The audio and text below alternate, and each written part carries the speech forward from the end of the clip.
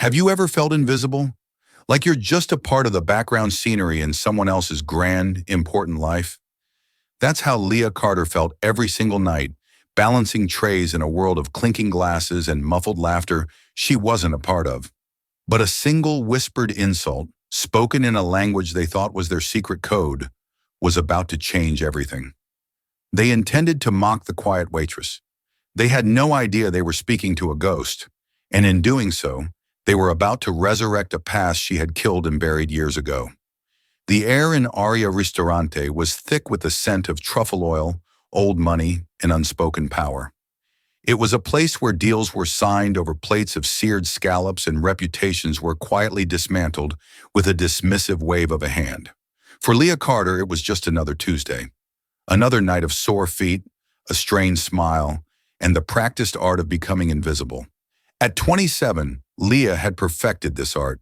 Her movements were fluid and silent, a ghost in a crisp black uniform. She could refill a water glass without interrupting a hushed conversation, clear a plate without a single clatter, and anticipate a diner's need for the check with an almost psychic intuition. Her colleagues, a mix of aspiring actors and career waiters, saw her as quiet, efficient, and perhaps a little sad. They noticed the faint shadows under her hazel eyes and the way she never joined them for drinks after their grueling shifts. She was a mystery they didn't have the energy to solve. To the clientele, she wasn't a mystery. She was furniture. Functional, present, but utterly unremarkable. They looked through her, their eyes scanning for a more important face, their voices dropping in volume only when she was near, not out of courtesy, but out of a primal need to protect their secrets from the hired help. Tonight, the alpha predator in this gilded jungle was Julian Thorne. He wasn't just wealthy, he was the kind of man whose wealth was a gravitational force, bending the entire room around him. He was tall, impeccably dressed in a custom Tom Ford suit that probably cost more than Leah's car, and carried an aura of such profound arrogance that it was almost a physical presence. He didn't walk into a room, he conquered it. He was seated at table 7, Aria's most coveted spot, a corner booth with a panoramic view of the glittering Manhattan skyline. With him were 2 other men, both with the same hard eyes and expensive watches. They looked like wolves in tailored clothing, their conversation a low, guttural rumble. Leah had been assigned their table, a task her manager, Mr. Davies, had given her, with a sympathetic grimace. "Just keep their glasses full and stay out of the way, Carter," he'd advised. "Thorne's table is a minefield." Leah had navigated it perfectly for the past hour. She'd served their appetizers, presented the wine, a 1982 Chateau Margaux that made her hands tremble slightly as she poured, and endured their complete and utter disregard. They never made eye contact, never said, "Thank you." She was simply a pair of hands that delivered what they wanted. The conversation at the table had shifted. The men, confident in their privacy, had switched from English to Arabic. It was a sudden, jarring change. Leah's body went rigid for a microsecond, a reaction so small no one could have possibly noticed. Her heart, however, began a slow, heavy drum beat against her ribs. It was a language she hadn't heard spoken with such casual intimacy in 6 years. 6 years, 2 months, and 11 days to be precise. She continued her duties, circling the room, her senses on high alert. The dialect was Levantine, specifically the crisp, educated cadence of Beirut's elite. It was a dialect she knew as well as her own name. The real one, anyway. She approached their table to clear the appetizer plates, her movements calm and deliberate, a perfect mask of polite indifference. As she reached for an empty bread plate, Julian Thorne leaned back, gesturing dismissively in her direction with his wine glass, and spoke to his companions in Arabic. His voice was smooth, laced with casual cruelty. "Look at this one. A pretty face, but completely empty. I bet she can't even find our country on a map." His companions chuckled, a low, condescending sound. They glanced at Leah, their eyes filled with the smug certainty of their superiority. They saw a simple American waitress, a pretty but vacant shell, completely oblivious to the fact that they were dissecting her like an insect under a microscope. Leah's hand froze for a heartbeat over the plate. The world seemed to slow down. The clatter of the kitchen, the murmur of the other diners, the distant wail of a city siren, it all faded into a dull roar. In that moment, she wasn't Leah Carter, the weary waitress. The carefully constructed walls of her new life crumbled, and behind them stood someone else entirely. Someone dangerous. She took a slow, deliberate breath, the air tasting of ash and memory. She straightened up, her posture shifting from subservient to something else, something solid and unyielding. She looked directly at Julian Thorne, meeting his cold, gray eyes for the first time that night. The smile on her face was small, precise, and utterly devoid of warmth. In flawless, unaccented Beirut Arabic, her voice was quiet but cut through the air, like a shard of glass. "Perhaps, sir, but at least I know the difference between confidence and arrogance. Would you like a refill for your glass, or has your arrogance already filled it to the brim?" Silence. It was absolute. The two other men stared, their mouths slightly agape, the color draining from their faces. The smug amusement in Julian Thorne's eyes vanished, replaced by a flash of pure, unadulterated shock. His silver fork, halfway to his mouth, clattered onto his pristine white plate. The sound was like a gunshot in the suddenly silent world of Table 7.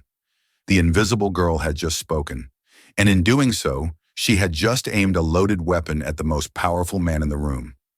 The seconds after her words hung in the air felt like an eternity. Julian Thorne's face was a mask of granite, his eyes narrowed into icy slits. He wasn't just surprised, he was violated. She had pierced his bubble of invincibility, stepped into his private world, and used his own language as a weapon against him. The predator had been startled by the prey, and his shock was quickly curdling into something far more dangerous. Suspicion. One of his associates, a man named Faisal, started to stammer an apology in English. "Mr. Thorne, she couldn't possibly." Thorne silenced him with a single lethal glance. He never took his eyes off Leah. He slowly placed his hands on the table, palms down, a gesture of feigned calm that did nothing to hide the coiling tension in his shoulders. He dismissed his companions with a curt nod. "Leave us." The two men, seasoned business tycoons in their own right, scrambled to obey like chastened schoolboys. They gathered their things and scurried away from the table, casting fearful, bewildered looks back at the waitress who had somehow brought the wrath of a titan down upon them.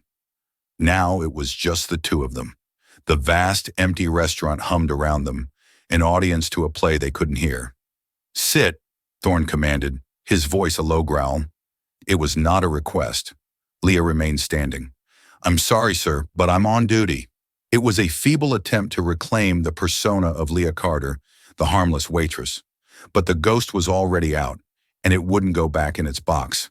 "Your manager will not bother you. I own the building this restaurant is in. I own the company that franchises it. For the next 10 minutes, you work for me. Sit down." The threat was clear and absolute. With a steadying breath, Leah slid into the booth opposite him. The plush leather felt alien. For years, her place had been beside the table, not at it. Up close, Thorne was even more intimidating. His eyes were like chips of steel, analytical and predatory. They weren't just looking at her, they were scanning her, dissecting her, searching for the truth behind the cheap uniform. "A few language classes at community college?" he asked, his voice dripping with sarcasm. "Is that what you're going to tell me?" "Something like that," Leah replied, her voice carefully neutral. He let out a short, humorless laugh. "No, the accent is too clean. The cadence is perfect. You didn't learn that in a classroom. You learned that on the streets of Gemez or in the boardrooms of Hamra. You've lived it, so I will ask you again. Who are you?" Leah's heart was pounding a frantic rhythm against her ribs. This was the moment she had dreaded for 6 years. The moment when her past would catch up to her present. She had run so far, buried herself so deep, and it had all been undone by a moment of foolish, righteous anger. "My name is Leah Carter," she said, her voice firmer than she felt. "That is the name on your uniform," he countered, his gaze unwavering. "I am asking for the name of the woman who can stare down Julian Thorne and not flinch. The woman who speaks the Arabic of my childhood. That woman is not a waitress named Leah Carter." He leaned forward, the expensive scent of his cologne washing over her. He lowered his voice, and the words he spoke next made the blood freeze in her veins. He switched to a different dialect, a rougher, more obscure Iraqi dialect, thick with the jargon of military contractors and intelligence operatives, a language of spies and soldiers. You speak like them. The eyes never lie. You have the same eyes as the ghosts I saw in Baghdad. Leah's mask finally broke.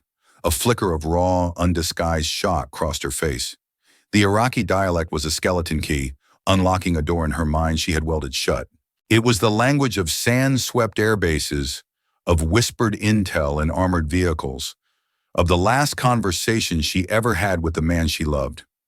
Thorne saw the flicker and pounced. His eyes widened with a dawning, terrifying recognition. It wasn't just her language skills. It was her composure under pressure, the steel in her spine, the way her eyes, even in her shock, were assessing him, cataloging threats, planning escape routes. He leaned back, a slow, chilling smile spreading across his lips. It wasn't a smile of amusement. It was a smile of discovery, like an archaeologist unearthing a long-lost, priceless artifact. "My God," he whispered more to himself than to her. "It is you. I remember the file. I never saw the face, but I saw the reports. The analyst who went dark in Damascus, the one they all said was a traitor." He leaned in again, his voice dropping to a conspiratorial whisper that was more terrifying than a shout. "You have the eyes of Layla El-Amin." The name struck her like a physical blow. Layla El-Amin, a name she hadn't heard spoken aloud since she had watched her own death certificate being forged in a dusty back room in Istanbul. It was the name of a brilliant intelligence analyst, the name of a patriot, the name of a hunted woman. The waitress, Leah Carter, was gone. In her place sat Layla El-Amin, a ghost at the table, face to face with a man who not only saw her, but knew exactly what she was. And in his eyes, she saw he wasn't just a billionaire who had stumbled upon a secret. He had been looking for one. 6 years earlier, Layla El-Amin was not serving wine.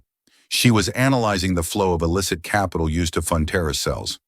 She didn't wear a black apron. She wore the weight of national security on her shoulders. At 21, she had been the youngest analyst ever recruited into the Directorate, a clandestine branch of the CIA so secret that most of the agency didn't know it existed. She was a prodigy, the daughter of a Lebanese diplomat father and an American history professor mother. She had grown up straddling two worlds, fluent in 4 languages and possessing a genius-level ability to see patterns where others saw only chaos. She could trace a single wire transfer through a dozen shell corporations across 3 continents, or predict a geopolitical shift based on the subtle change in rhetoric in a local cleric's sermon. She was a weapon, and her mind was the firing mechanism. Her mentor and partner was a man named David Rostova, a seasoned field agent with kind eyes and a soul weary from 2 decades in the shadows. David saw Layla as more than just an asset. He saw the brilliant, vulnerable young woman beneath the layers of protocol and clearance levels. He taught her not just tradecraft, but how to survive the corrosive effect the job had on one's humanity. Their final mission together was codenamed Operation Sandpiper. The objective, to uncover the identity of a shadowy financier known only as Al-Kafif, the Ghost. The Ghost was a master of the dark arts of global finance, funneling money for a network of extremists responsible for a string of deadly attacks. He was, as David had put it, the banker to the bad guys, and he was utterly untraceable. The Directorate's intelligence pointed to a massive transaction set to take place in Damascus, Syria. It was their one chance to get a digital fingerprint on the Ghost. But the environment was hostile. The city was a powder keg, and they needed a facilitator on the inside, someone who moved between the worlds of legitimate business and the black market with impunity. That facilitator was Julian Thorne. At the time, Thorne was a rising star in the world of private military contracting and logistics. His company, Argenis International, had lucrative government contracts, but it was an open secret that he greased the wheels of his enterprise by dealing with less savory characters. To the Directorate, he was a necessary evil, a gray asset who could provide access and information they couldn't get through official channels. Layla never met Thorne in person. He was just a name in a file, a voice on a secure line.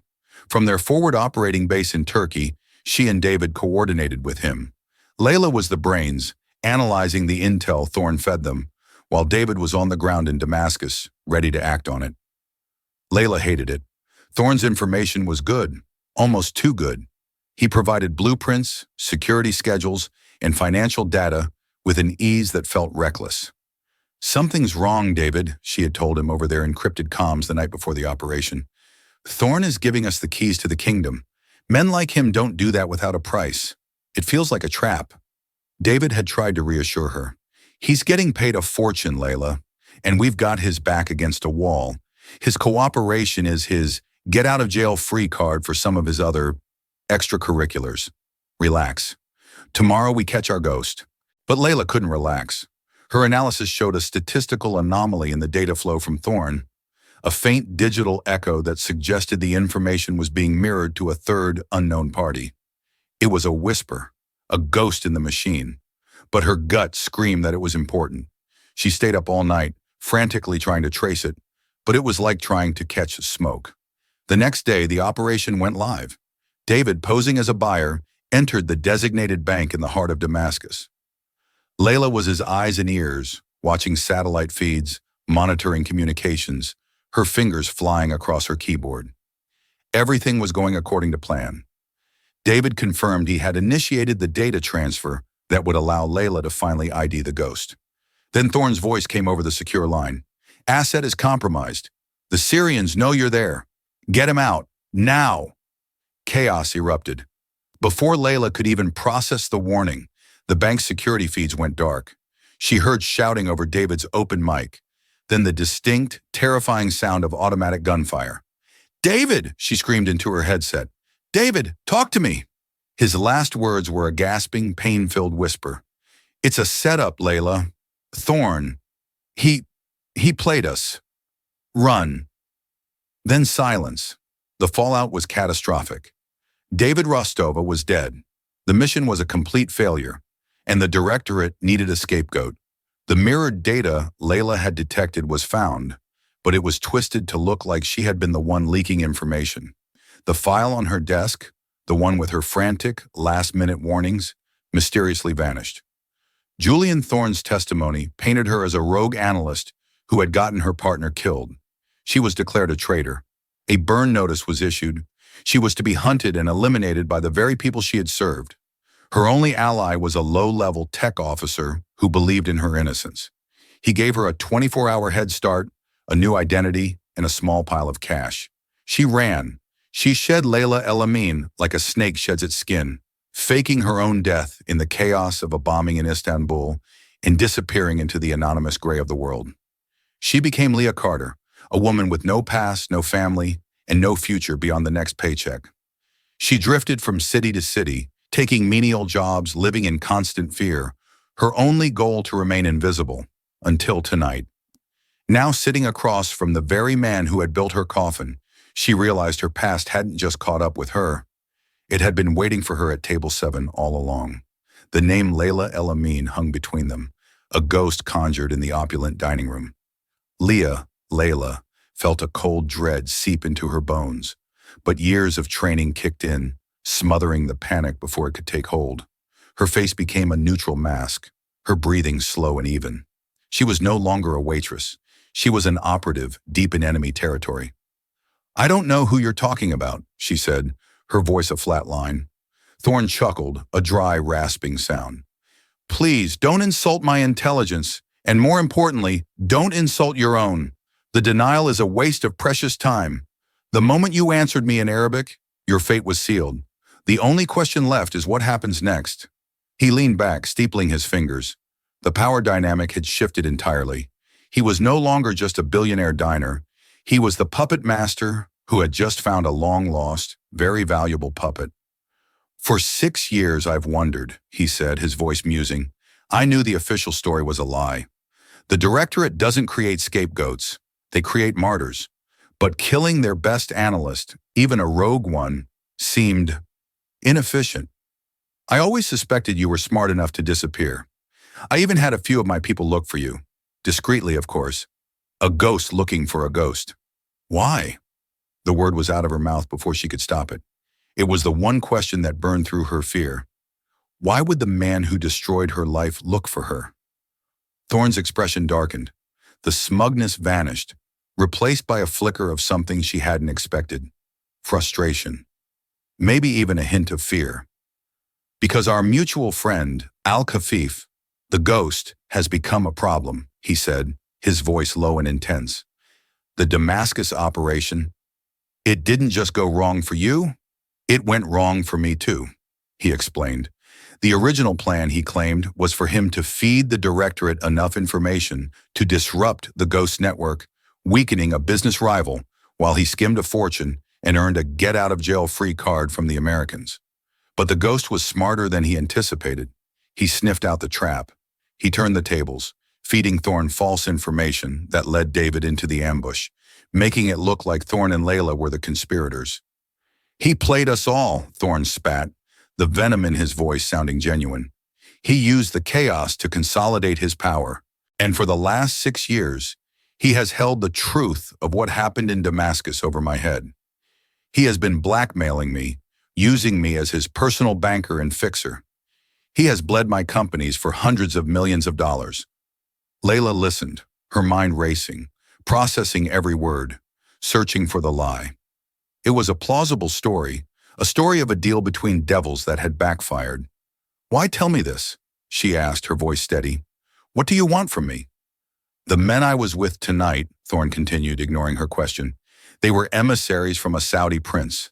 The ghost is brokering an arms deal with them, a deal for a weapon system so advanced it would destabilize the entire region. He's using my logistics network to move the components. It's the final straw. He's no longer just a financial parasite. He's putting a target on my back from every government in the West. I am trapped. If I refuse him, he exposes my role in Damascus. If I help him, I become an international pariah, if not a casualty in the resulting conflict. He finally looked at her, his steel gray eyes locking onto hers. I need to get rid of him, permanently, and I can't do it alone. My people are good, but they are mercenaries and security men. I need an analyst. I need someone who understands how the ghost thinks, how he moves money, how he breathes in the digital world. I need the person who almost caught him once before. He leaned forward, his hands flat on the table, the unspoken offer hanging between them. I need you, Layla. The irony was so bitter it tasted like poison.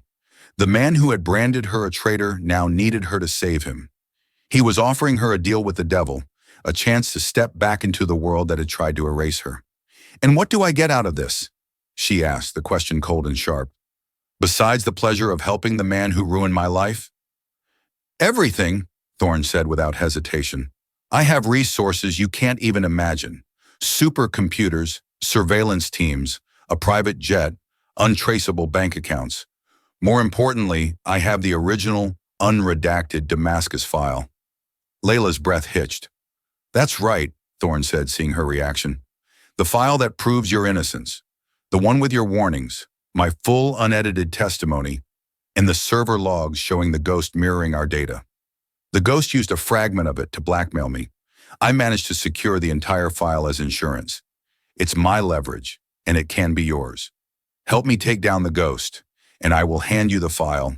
I will leak it to a trusted contact at the Washington Post. Your name will be cleared.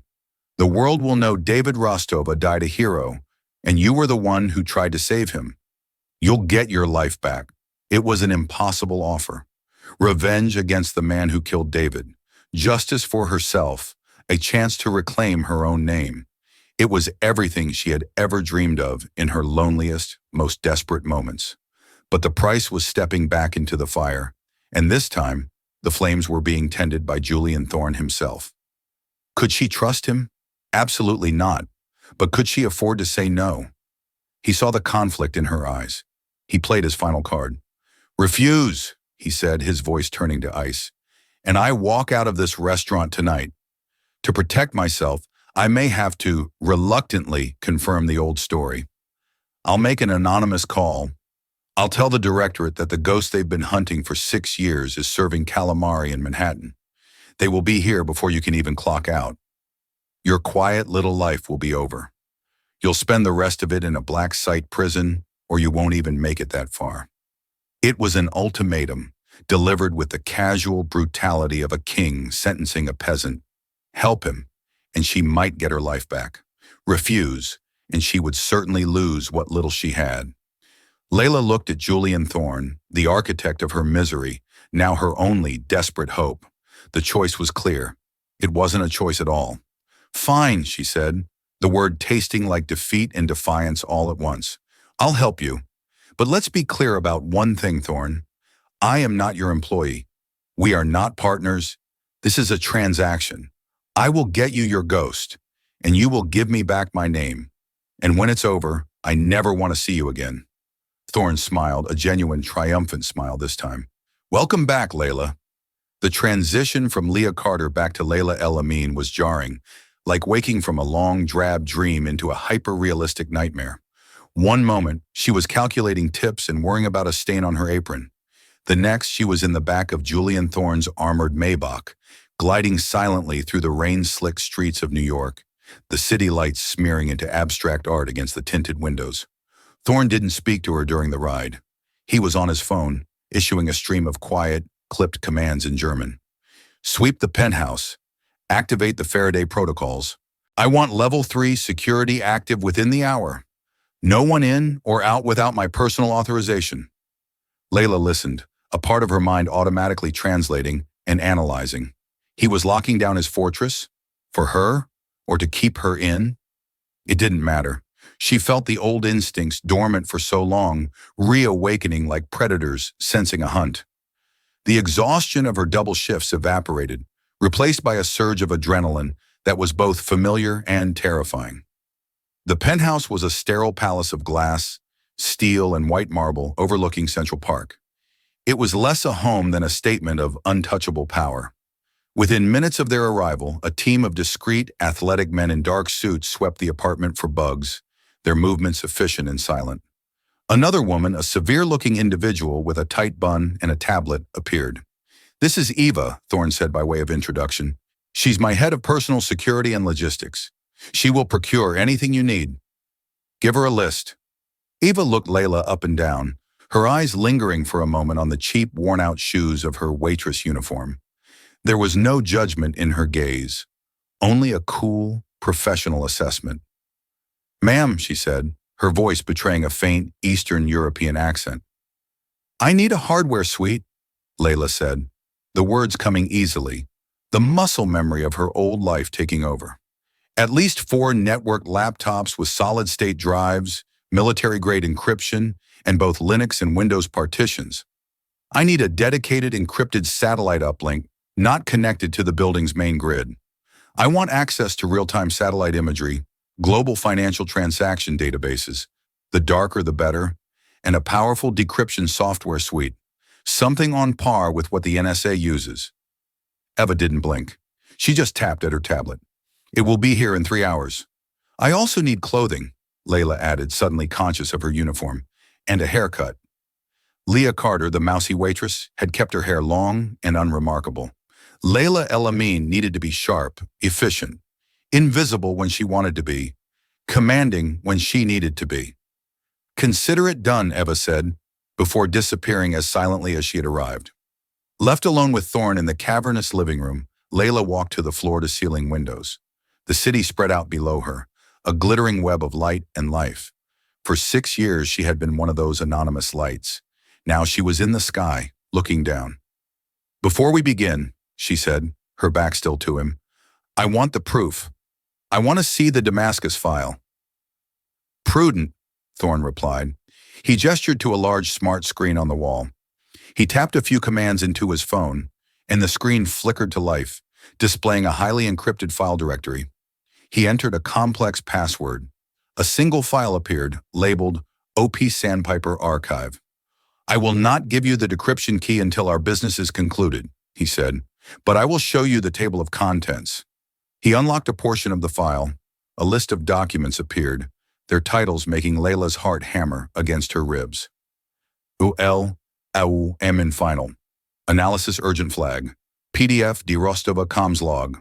Final hour dot. Wab Thorne gentle raw. Feed dat syslog external mirror. Trace Iraq, epitonext. It was all there. Her final warning, David's last words, the raw data feed from Thorne, and most importantly, the system logs showing the data being mirrored to an IP address that she, even then, had suspected led back to the ghost. It was the digital bullet that could kill a phantom and resurrect her life. This proves nothing, she lied, her voice tight. It could be faked. Look at the metadata, Thorne said calmly. The timestamps, the encryption signatures from the directorate's own servers. You, of all people, know they are impossible to fake. He was right. She knew. She was looking at her salvation, held hostage by her tormentor. The sight of it solidified her resolve. The reluctant bargain she had made in the restaurant was now a burning necessity. 3 hours later, the transformation was complete. A team had arrived, turning a spare bedroom into a high-tech command center that rivaled her old setup at the directorate. Her new wardrobe consisted of dark, practical, and impeccably tailored clothing. Her long hair was gone, replaced by a sharp, chin-length bob that framed a face that had regained its focus and intensity. When she looked in the mirror, she no longer saw the haunted eyes of Leah Carter. She saw the cold, analytical gaze of Layla El-Amin. She had shed her old skin. She sat down at the bank of monitors, her fingers finding their natural place on the keyboard. For the first time in 6 years, she felt a sense of purpose. It was a dark and dangerous purpose, but it was hers. Thorne entered the room holding 2 glasses of what looked like expensive whiskey. He offered one to her. She ignored it. The ghost's real name is Tariq al-Hamdani, Thorne said, getting straight to business. Ex-Iraqi intelligence under Saddam, a master of disguise, paranoia, and financial manipulation. After the invasion, he vanished and reinvented himself as this mythical financier. I don't need his biography, Layla said, her eyes already scanning lines of code on a screen. I need his habits, his digital footprint, his weaknesses. Everything you've learned about him over the last 6 years of being his personal bank. I want every transaction, every coded message, every whispered threat. For the next several hours, Thorne talked and Layla worked. He provided the raw data of his unwilling servitude, and she began to weave it into a tapestry, searching for a single thread she could pull that would unravel it all. She sifted through encrypted ledgers, backtraced shell corporations, and analyzed the metadata of his communications. She discovered the ghost was a creature of habit. He used a specific, outdated encryption algorithm, likely because he trusted its obscurity. He funneled all his personal funds through a particular bank in Liechtenstein. He had a penchant for classic Arabic poetry, which he used as the basis for his passwords. Slowly, a picture began to form. This wasn't just a mission anymore. It was a hunt. And Layla was beginning to remember how much she enjoyed being the hunter. He's getting sloppy, she murmured late into the night, her eyes wide with focus. He's arrogant. He's been blackmailing you for so long, he feels untouchable. That's his weakness. The same weakness you had at the restaurant tonight. She looked up at Thorne, her eyes glittering in the glow of the monitors. And I'm going to use it to burn him to the ground. The days that followed blurred into a sleepless, caffeine-fueled marathon. The sun would rise and set over Central Park, but Layla barely noticed. The penthouse had become her world, a pressurized capsule of data and secrets. She and Thorne developed a tense, functional rhythm. He was the provider of resources and raw intelligence. She was the architect, the strategist, the mind that connected the disparate dots into a coherent, actionable plan. Layla's first breakthrough came from a seemingly innocuous detail Thorne had provided. The ghost, despite his paranoia, had a weakness for high-stakes art auctions. He didn't attend them himself, but he used a network of proxies to acquire rare Islamic manuscripts and artifacts. To him, it wasn't just an investment. It was a way of reclaiming a history he felt the West had stolen. It's an emotional vulnerability, Layla explained to Thorne, pointing to a screen displaying a catalog for an upcoming auction at Christie's in London. Men like al-Hamdani believe they are invincible, but their vanity will always be their undoing. He can't resist showing off, even if it's only to himself. She had cross-referenced the proxies Thorne knew about with financial records she had painstakingly decrypted. One name appeared more often than others, a Swiss art dealer named Jean-Pierre Dubois. According to the data, Dubois was scheduled to be at the London auction to bid on a 15th century Persian Quran, a piece expected to fetch over $20 million. This is it, Layla said, her voice electric with discovery. The ghost would never trust that much money to a simple wire transfer. He'll use a dead drop, a physical exchange of encrypted financial keys. Dubois is his man, and this auction is the meeting point. So we intercept Dubois? Thorne asked. No, Layla countered immediately. Dubois is a pawn. We follow the thread. The ghost will have an observer in the room, someone to ensure the exchange goes smoothly. That's who we need to find. The observer will lead us to the next link in the chain. The plan was audacious. They would use Thorne's immense resources to get inside the auction. Thorne himself would pose as a rival bidder for the Quran, creating a distraction and forcing the price up. This would put Dubois under pressure, making him more likely to make a mistake. Meanwhile, Layla, using a fake identity Thorne's team had created for her, a wealthy art consultant named Aaliyah Sinclair, would be on the floor watching. 2 days later, they were in London. The transformation was startling. In a tailored Chanel suit and with a flawless British accent she had perfected years ago, Layla was unrecognizable. She moved through the opulent auction house with an air of bored sophistication, an invisible observer in plain sight. Thorne, playing the part of the arrogant billionaire to perfection, made a grand entrance that drew all eyes. From a discreet earpiece, she maintained contact with Eva and her security team, who were monitoring surveillance cameras from a nearby hotel suite. The auction began. As the bidding for the Quran started, Thorne entered the fray, driving the price up with aggressive, multi-million-dollar bids. Layla watched Dubois. The Swiss dealer was growing visibly agitated, constantly checking his phone, his face pale with sweat. Thorne was putting him in an impossible position. Either fail to acquire the artifact or spend far more of his master's money than authorized. He's getting nervous, Layla whispered into her comms. Scan the room. Look for anyone who is watching Dubois, but not the auction. Eva's voice came back. Second floor balcony, man in a gray suit. He hasn't looked at the stage once. His eyes are fixed on Dubois. Layla subtly angled her compact mirror to get a look. The man was nondescript, forgettable, the perfect surveillance agent.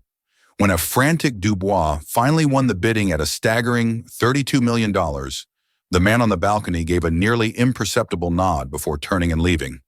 We have him, Layla said. Tail him. No contact.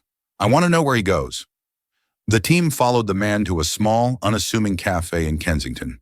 He sat down, ordered a coffee, and placed his phone face up on the table. 20 minutes later, a young woman, a university student by the looks of her, sat at the adjacent table. For a moment, they both reached for the sugar bowl. Their hands brushed. It was over in a second. They made the swap, the surveillance team reported. The student has the phone. The observer is leaving. Follow the student, Layla commanded. She's the courier. She's the one who will lead us to the next level. This was Layla's strategy in action. Not a brute force attack, but a patient, meticulous unraveling. She was pulling at the threads of the ghost's web, and she knew that if she pulled gently enough, the spider at the center wouldn't feel a thing until it was too late. The student led them to a locker at Paddington Station. She left the phone inside and walked away, disappearing into the crowd. An hour later, a different man, a grizzled dock worker, retrieved it. The trail was a complex shell game designed to thwart surveillance. But Layla had anticipated it. She wasn't just following the people, she was following the device. Eva's team had managed to attach a microscopic RFID tracker to the phone during the brief moment at the cafe. The phone's final destination was a secure data processing facility in the Canary Wharf Financial District, a digital fortress that handled transactions for hundreds of corporations. He's hiding in plain sight, Layla breathed, staring at the blueprints of the facility on her screen back in the London hotel. He's routed his command server through this building. He's piggybacking on their security. We can't get in there, Thorne said. It's impenetrable. We don't have to, Layla said, a predatory smile touching her lips. He's just given me his digital address. Now I can pay him a visit. Back in the secure penthouse, Layla launched her assault. It wasn't with guns or operatives, but with code. For 36 straight hours, She hammered at the facility's firewalls, using a vulnerability she had discovered in their cooling system software.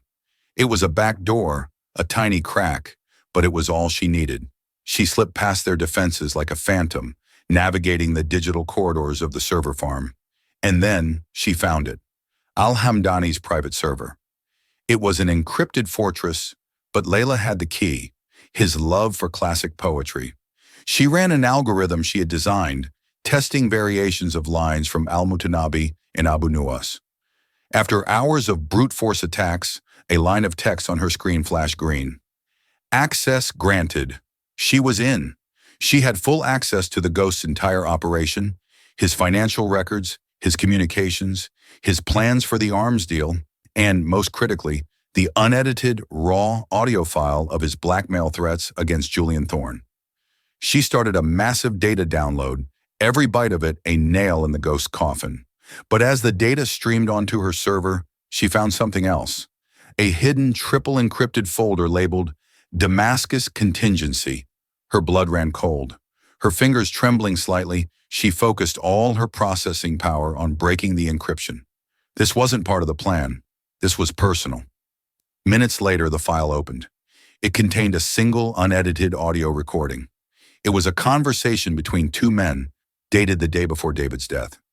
She recognized the ghost's voice instantly, but the second voice made her stop breathing. It was smooth, confident, and utterly unmistakable. It was Julian Thorne, and he wasn't being blackmailed. He was giving orders. "The directorate analyst is getting too close," Thorne's voice said on the recording. "She's a prodigy, and she'll uncover us both. We need to cut her out. Use the agent, Rostova, as the catalyst. Set him up, make it look like a botched op, and pin the whole thing on her. She'll be a ghost, and we'll be free to proceed." The world tilted on its axis. The entire story Thorne had fed her, of being a victim, of being blackmailed, was a lie. He hadn't been played by the ghost. He had been his partner. He was the co-architect of her ruin, the man who had signed David's death warrant. He hadn't sought her out to get revenge. He sought her out because she was the only one smart enough to find the ghost for him, so he could eliminate his loose-end partner. He had used her pain, her desire for justice, as a tool for his own betrayal. Layla leaned back in her chair, the glow of the monitors illuminating the tears welling in her eyes. The hunt was over, but the true monster wasn't the one she had been chasing. He was standing right behind her. The hum of the servers was the only sound in the room, a low, constant thrum that seemed to echo the roaring in Layla's ears. She felt a profound, crystalline calm settle over her, the kind that follows a devastating explosion. The grief, the rage, the soul-crushing weight of Thorne's ultimate betrayal. She packed it all away into a cold, hard place deep inside her. Emotion was a liability. Right now, she needed to be a weapon.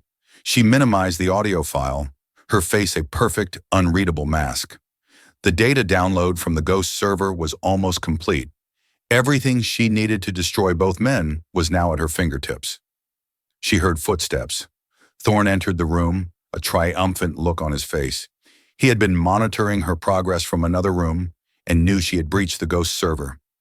"You did it," he said, his voice filled with genuine admiration. "I knew you could.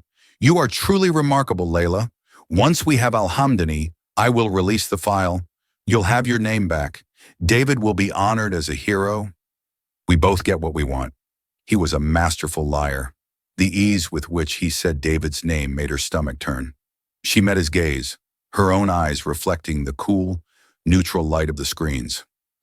"The download is almost complete," she said, her voice betraying nothing. "Al-Hamdani is funneling the payment for the arms deal through a private digital currency exchange in Malta. The final transfer is scheduled to take place in 3 hours. Once it's initiated, we'll have his exact physical location from the IP address." "Excellent," Thorne said, rubbing his hands together. "My team is on standby in Valletta. We'll pick him up the moment you give the word." "There's a complication," Layla said, weaving her own lie. "He's instituted a dead man switch. If his server detects a breach, or if he fails to enter a security code every hour, it will automatically release a data package to several intelligence agencies." She saw a flicker of panic in Thorne's eyes. "What's in the package?" "Everything," she said, enjoying the moment. including the unedited details of his partnership with you, starting with the Damascus operation. Thorne's face went pale. He had walked right into her trap. "Can you disable it?" he demanded. "I can," she said, "but it's a delicate process. I need complete focus. No interruptions. I need you to leave me alone until I give you the signal." Fear had made him careless. He nodded quickly. "Of course, do what you have to do. Just get it done." He turned and left the room, leaving her alone with her arsenal of secrets. The moment he was gone, Layla's fingers flew across the keyboard. She wasn't disabling a dead man's switch. She was arming one. She created 3 separate encrypted data packages. Package A was for the CIA directorate. It contained everything on the ghost, his entire network, the arms deal, his financial records. But it also contained the full, unredacted Damascus contingency file, proving Julian Thorne was the mastermind who had orchestrated the death of one of their agents. It was everything the agency needed to justify a global manhunt for both men. Package B was for the Washington Post journalist Thorne had mentioned. It was a carefully curated selection of files, her original warnings, the proof of her innocence, David's final, heroic moments, and a summary of Thorne's and al-Hamdani's long and sordid partnership. It was the story of her redemption. Package C was the most brutal. It was for Thorne's and al-Hamdani's most dangerous business rivals and enemies, people she had identified from their own files. It contained all their financial data, secret ledgers, and betrayals. It was a package designed not for justice, but for chaos. It would ensure that even if they somehow escaped the law, they would never be safe in the underworld they inhabited. She linked all 3 packages to a simple, elegant trigger.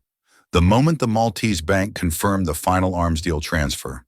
When their greed was at its peak, their destruction would become absolute. She set up a series of anonymous relays and VPNs that would make the data dumps completely untraceable. Then she opened one final program, a disk-wiping virus. Once the packages were sent, it would erase every trace of her existence from Thorne's systems. Layla El-Amin would become a ghost once more, but this time on her own terms. With minutes to spare, she walked out of the command center. Thorne was in the living room, pacing nervously, a phone to his ear. "It's done," she said. "The dead man's switch is disabled. The ghost is initiating the transfer now. I'm tracking his IP. He's at a villa in Sigawi, Malta." She read out a fictitious address. "You can send in your team." Thorne's face broke into a wolfish grin. "Eva, you have the address. Go," he commanded into his phone. He hung up and looked at Layla, raising his glass of whiskey in a toast. "To us. We did it." "Yes," Layla said, her voice quiet. "We did." At that exact moment, her laptop chimed softly, a notification sound she had set. The bank in Malta had confirmed the transaction. The trigger was pulled. In secure servers and newsrooms across the world, 3 data packages bloomed into existence. The digital bombs had been detonated. Thorne's phone began to ring. It was a panicked call from his chief financial officer. Then another phone rang, and another. A tidal wave of information was crashing down on his empire. His face went from triumph to confusion, then to dawning, horrified comprehension. He looked at Layla. She was standing by the door, holding a small bag she had packed. There was no anger in her eyes, only a profound, final emptiness. "What did you do?" he whispered, his voice trembling.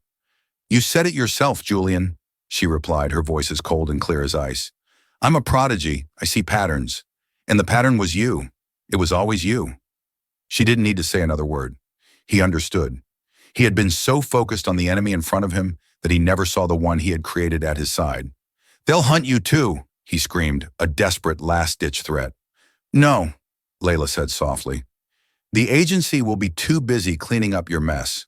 The world will be too busy reading my story, and your enemies will be too busy picking over the bones of your empire. As for me, you looked for a ghost for 6 years and found a waitress. No one will ever find me again." She turned and walked out the door, not looking back. She didn't run. She just walked away, melting into the anonymity of the London night, leaving Julian Thorne to be consumed by the fire she had started. The waitress was gone. The analyst was gone. All that was left was a free woman, walking into the quiet dawn of her own, reclaimed life. In the end, it wasn't about the billionaire or the insult. It was about the ghost in the machine, the invisible woman who held a universe of strength inside her. Leah Carter's story is a powerful reminder that we never truly know the battles the people around us have fought or the incredible skills they keep hidden just to survive. She went from being mocked in a language of secrets to wielding those secrets as a weapon for her own liberation. Her story proves that true power isn't about wealth or status. It's about resilience, intelligence, and the quiet courage to reclaim your own narrative. If this story of hidden heroes and poetic justice resonated with you, please hit that like button. Share it with someone who needs to be reminded of their own inner strength and subscribe to the channel. We have so many more stories to tell about the extraordinary people hiding in plain sight. Thank you for listening.